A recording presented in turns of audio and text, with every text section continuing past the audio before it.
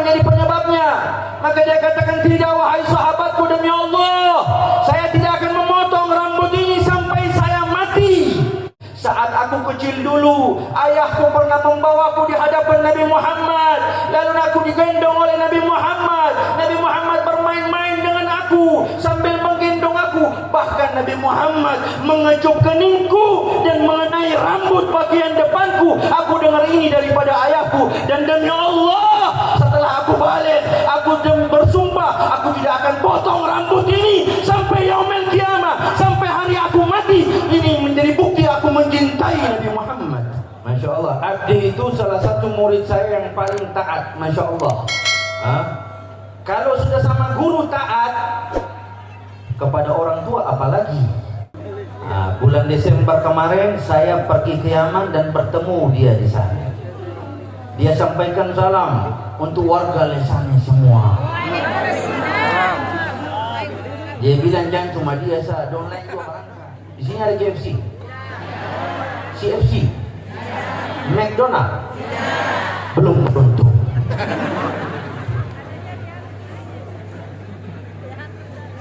Kadang-kadang kita punya anak, kita rayakan ulang tahunnya, kita berbangga, kita berbahagia ketika dia ulang tahun. Lalu ini Nabi Muhammad sallallahu alaihi wasallam, panutan kita, rasul kita yang menuntun kita. Kalau kita bisa tahu hari raya besar, hari raya Idul Fitri, kalau malam Idul Fitri itu pawai rata-rata di mana-mana, bendera-bendera dikeluarkan, berbangga. Padahal yang pawai tak puasa banyak, cuma menang deh.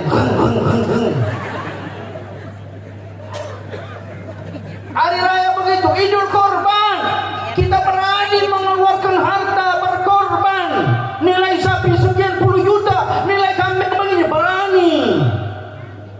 Bayangkan. Tapi kadang-kadang yang punya duit cari sapi yang kurus, padahal dia tahu, "Adhimu dhahayakum fa inna fis salati matayakum." Besarkan tungganganmu, di akhirat nanti yang akan kamu lewat. Kalau sapinya kurus-kurus, baru yang naik gamu-gamu tercolo.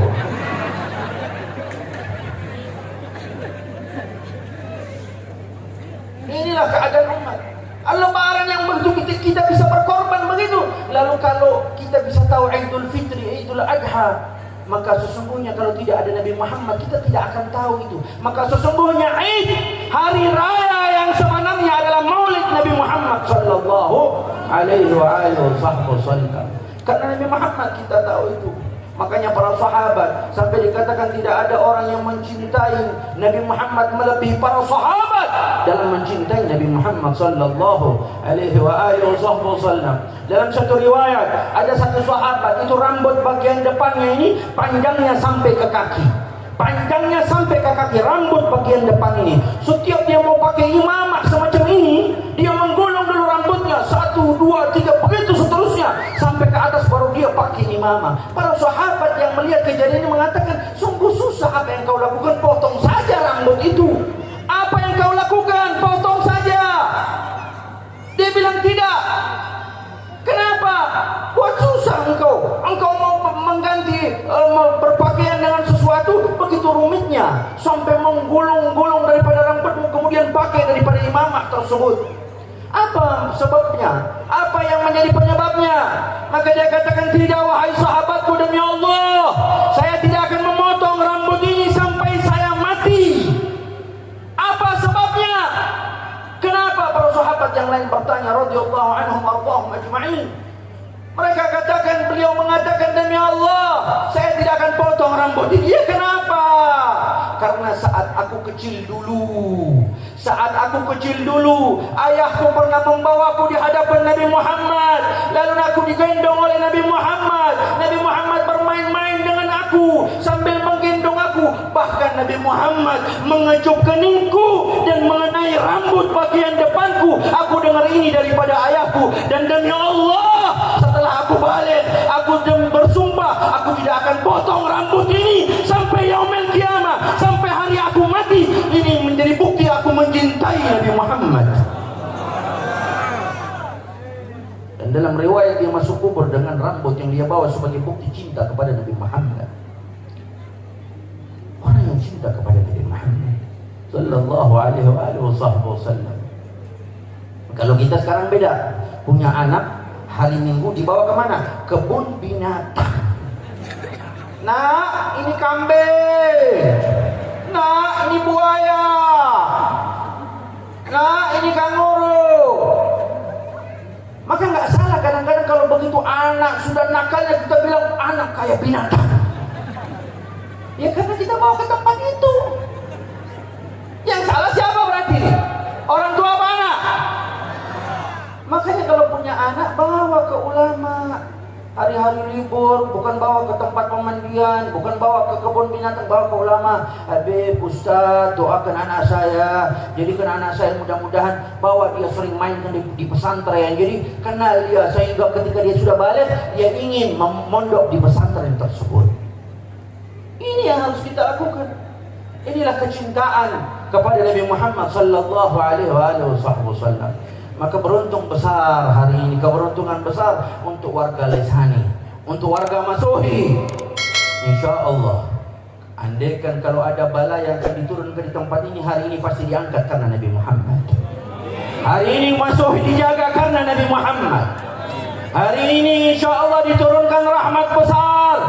Qul bifadlillahi wa bidzalika falyafrahu. Yaitu Nabi Muhammad, keutamaan Allah dan rahmat Allah subhanahu wa ta'ala. Maka insya Allah di hari yang luar biasa Maulid Nabi ini, besok kita akan kembali ke Ambon besok pagi. Katanya kapal cepat sore, berarti kita leste itu lagi. Siap leste itu Ustaz? Ya. Cuman kita ganti peralatannya, kayaknya harus bawa tank begitu. Terus jalannya banyak yang hancur, ya. Mudah-mudahan juga diperhatikan insya Allah. Amin. Ya. Sebagai penutup, ya, sebelum kita mendengar arahan, nasihat, kalimat-kalimat mawaddah, cinta, mahabbah dari guru tuan guru kita, ayo saya ajak kita semua salawat kepada Nabi Muhammad sallallahu alaihi wasallam. Jadikan acara ini kita pulang bukan hanya bawa karton atau dus yang isi makanan itu, tapi kita bawa pulang Nabi Muhammad ke rumah kita. Hidupkan Nabi Muhammad di rumah kita. Hidupkan sunnah Nabi Muhammad. Hidupkan salat jamaah di dalam rumah, di masjid untuk yang laki-laki, perempuan yang di rumah. Dan hidupkan daripada sunnah-sunnah Nabi Muhammad, salat duha, salat witir dan yang lain. Dan berjanji kita ambil oleh-oleh maulid harinya Pak. Masing-masing berjanji di dalam dirinya. Oleh-oleh maulid kali ini bukan berkat, bukan dos yang isi makanan, tapi oleh-oleh maulid hari ini saya berjanji sebelum sholat witir jangan ditinggal. Sholat duha minimal ambil satu, atau menggunakan siwak atau apa lagi daripada sunnah. Jangan usah banyak-banyak, satu saja. Punya niat dalam hati, ya Rabb, sebelum pulang saya setelah mendengar kalimat nasihat daripada Ustaz Abdul Somad, saya pulang akan kerja sholat witir, tidak akan saya tinggalkan lagi. Niatkan begitu. Atau sholat duha atau sholat yang lain. Tapi begitu jangan kerja sholat duha, sholat langsung 8 atau 12, besok gak lagi. Allah mencintai amal, sedikit gak apa-apa, yang penting terus lazim istiqamah. Istiqamah khairun min alfi karamah. Maka oleh sebab itu ini oleh-oleh yang kita ambil hari ini, masing-masing pasang niat, sambungkan kepada Nabi Muhammad. Dan insya Allah kita bawa pulang oleh-oleh sunnah ini, kita amalkan, maka rumah kita akan dihidupkan dengan cahaya Nabi Muhammad sallallahu alaihi wasallam. Sama-sama sambungkan dari hati kita. Ya Nabi, salam salam alaika.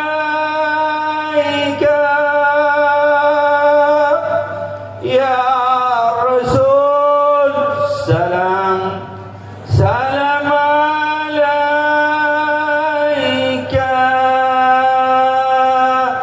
Ya Habib, salam alaika. Salawat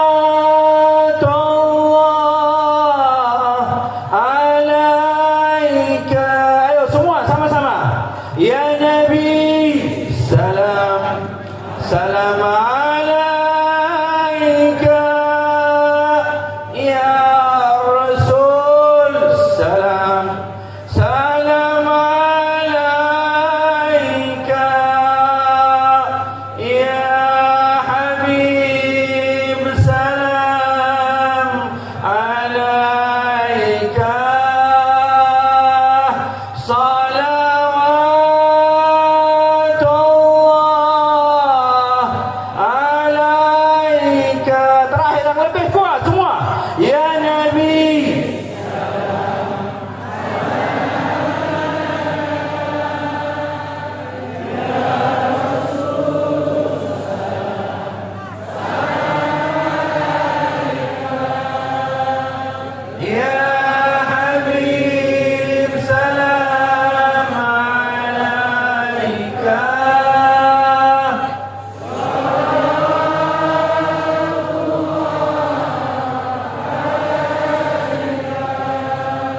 Sallu ala Nabi Muhammad. Kiranya ini yang dapat saya sampaikan, insyaallah oleh-oleh besar, hadiah besar untuk kita. Tuan Guru ada di sini. Insyaallah beliau sebentar lagi berdiri menggantikan saya di tempat ini, memegang mic ini juga. Maka insyaallah ayo pasang mata, pasang niat, semua ambil manfaat besar ini.